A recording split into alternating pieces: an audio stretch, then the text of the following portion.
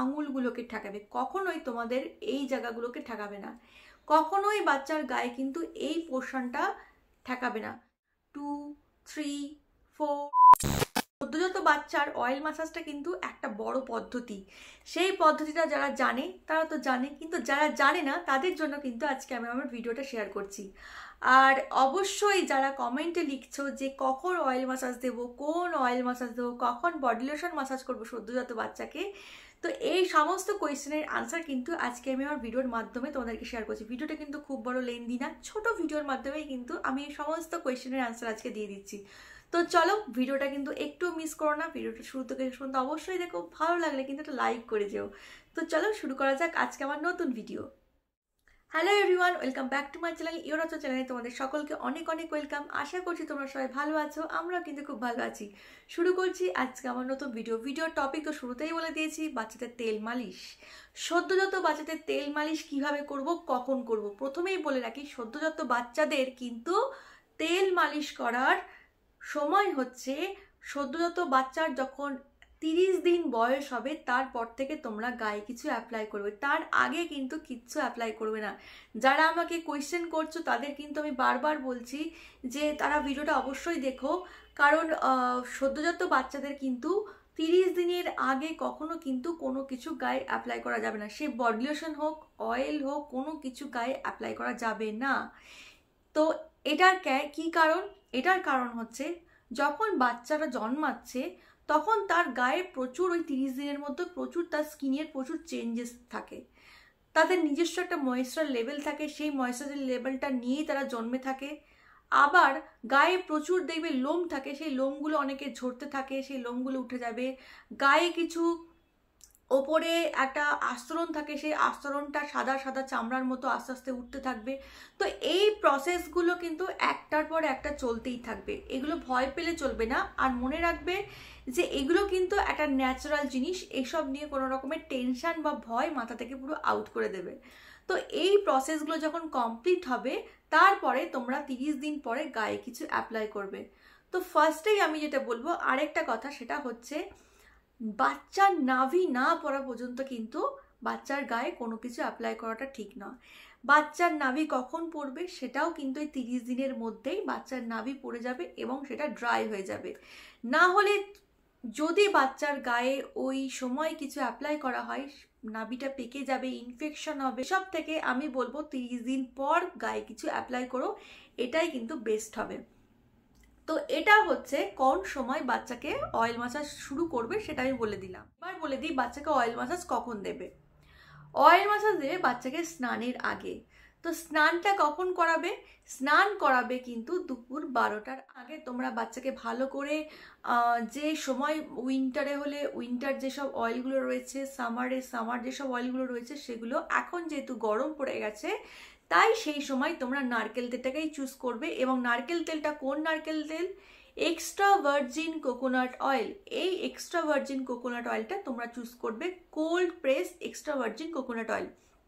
Cold press extra virgin coconut অয়েলটা কি, কেন আমি বারবার বলি যে বড়দের তেলগুলো বাচ্চাদের জন্য ইউজ করতে না, কারণ এর মধ্যে কোনো রকমের কেমিক্যাল থাকে না এবং এটা কোনো হিটের মধ্যে তৈরি করা হয় না, ওর জন্য এটা cold press extra virgin coconut oil. তো এটা দিয়েই কিন্তু বাচ্চার গায়ে তোমরা অয়েল ম্যাসাজ করবে। এবং এটা হচ্ছে গরমকালের কথা বললাম, শীতকালে কিন্তু তোমরা অলিভ অয়েল তেল দিয়ে বাচ্চাকে ম্যাসাজ করবে।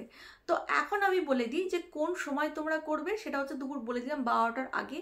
তো অনেক সময় অনেকে বলেন যে বাচ্চাকে অয়েল ম্যাসাজটা তোমরা রোদের মধ্যে করবে, সেটার জন্যই কিন্তু আমি বলে রাখলাম যে দুপুর 12টার যে আগের রোদটা, সেই রোদটাতে কিন্তু কোনো রকমের বাচ্চার গায়ে ট্যান পড়ে না, কাজে সেই জন্য তো কিন্তু তোমরা দুপুর 12টার আগে বাচ্চাকে স্নান টান করিয়ে অয়েল ম্যাসাজ দিয়ে স্নান করিয়ে একদম কমপ্লিট করে দিলে। তো এই হচ্ছে বাচ্চার অয়েল ম্যাসাজের সব থেকে মেন টাইম, সেটা হচ্ছে স্নানের আগে। এরপরে আর কি কখনো বাচ্চাকে অয়েল ম্যাসাজ করতে পারি?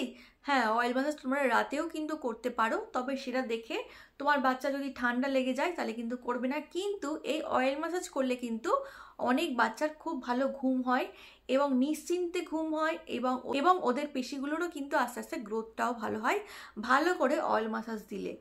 এবার কোয়েশ্চেনটা হলো ভালো করে অয়েল মাসাজটা কি করে আমরা দেব, কিভাবে আমরা বাচ্চার গায়ে অয়েল মাসাজটা দেব, কিভাবে দেবে এবার আমি বলে দিই।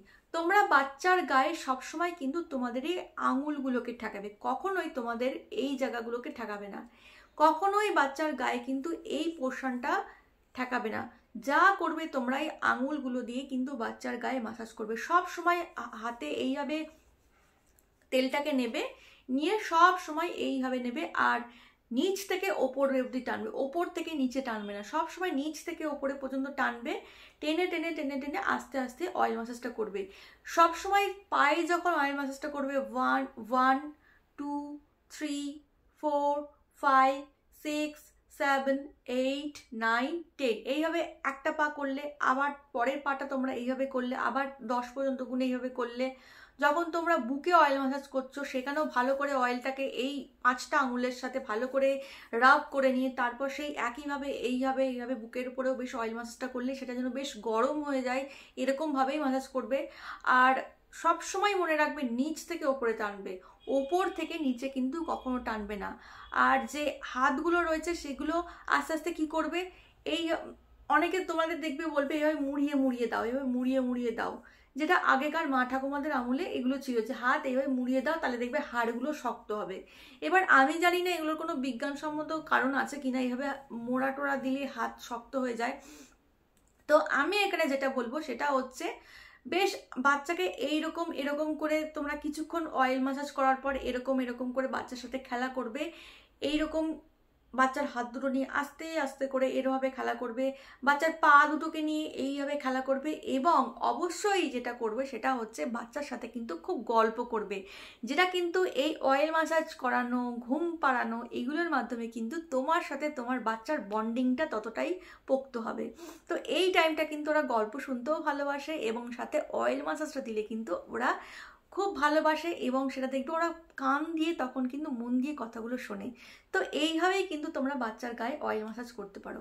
এবার আমাকে অনেকে জিজ্ঞেস করছো যে বডি লোশনটা কখন আমরা মাখাবো।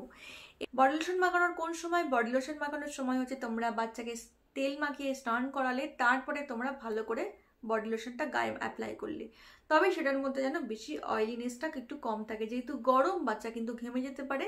তো সেটা একটু তোমরা অয়েল মাসাজটার কথা বলেছিস তার জায়গায় কিন্তু তোমরা বডি লোশন মাখাতে পারো। কিন্তু তোমার সেই বডি লোশনের মধ্যে যদি অয়েলিনেস বেশি থাকে তাহলে কিন্তু বাচ্চা ঘেমে যাবে, তখন কি তোমরা কি করবে, তোমরা বডি লোশনের মধ্যে অয়েলি বেশি সেই বডি লোশনগুলোকে তোমরা একটু অ্যাভয়েড করবে। দেখবে যেগুলো একটু হালকা এবং যেগুলোতে অয়েলিনেসটা একটু কম রয়েছে সেই সব বডি লোশনগুলোকে তোমরা অ্যাপ্লাই করতে পারো।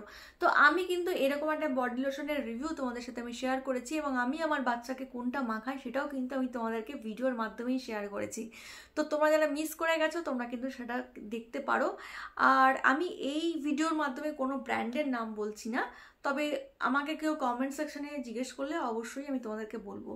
তো চলো আজকে এই ভিডিওর মাধ্যমে তোমাদেরকে আমি কিছু কিছু টিপস, তেল মাখাবে, কোন তেল মাখাবে, কোন সময় মাখাবে, কিভাবে অ্যাপ্লাই করবে, এই সমস্ত কিছু কিন্তু আমি তোমাদেরকে শেয়ার করে দিলাম। তো ভালো লাগলে অবশ্যই ভিডিওর সাথে থেকো, সঙ্গে থেকো, আর ইউরোচন চ্যানেলকে ফলো করো।